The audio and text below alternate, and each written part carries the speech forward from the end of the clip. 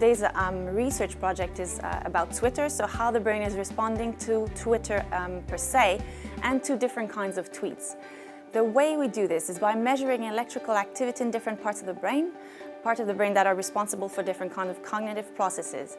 So we use a technology that's called steady-state topography, which is basically measuring a signal that is triggered by a visor. So people are wearing a visor and it triggers a tiny flickering light at the corner of the eye, which then triggers a sort of reflex reaction in the brain, which is very easy for us to pick up.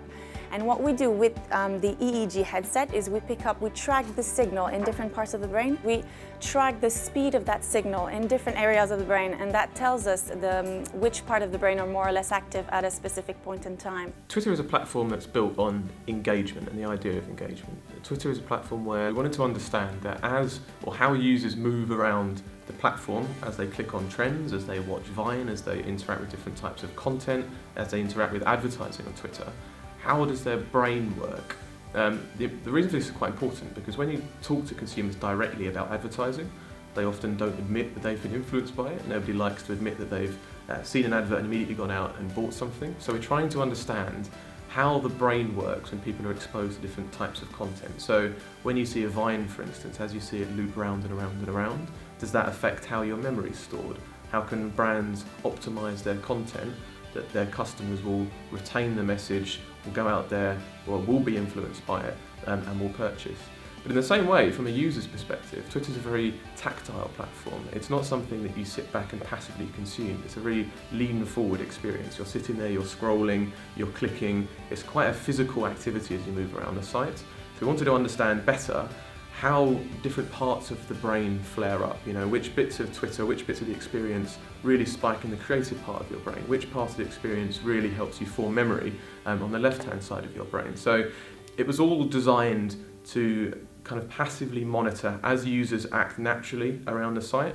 How can we understand how that brain's working, how memory's forming as that goes around, and how that can influence brands, how that can build better content to ultimately make a better experience for both users and for advertisers alike.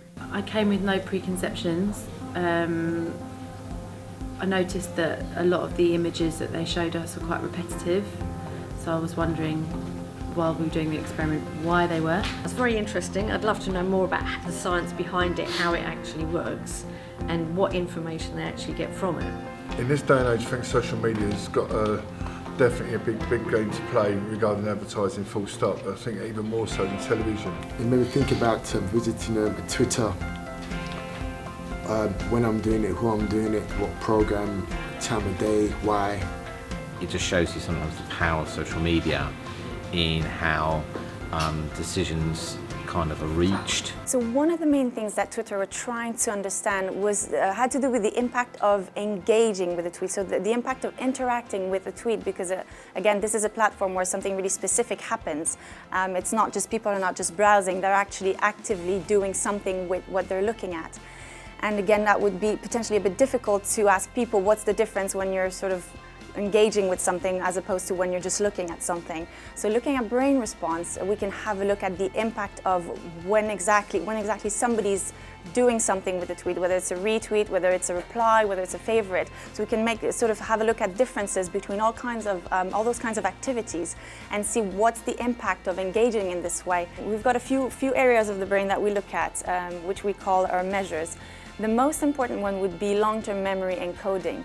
Long-term memory encoding is a measure that indicates what is being filed into memory for the long run, basically. And that's quite important because it correlates with subsequent purchase behavior. When you want to look at the influence of something, then you want to look at whether the brain is actually filing this away into memory. So taking a look at brain response from the sort of perspective of the part of the brain that responds when something feels personally relevant to somebody could give us a great insight on what it actually means to engage with a tweet.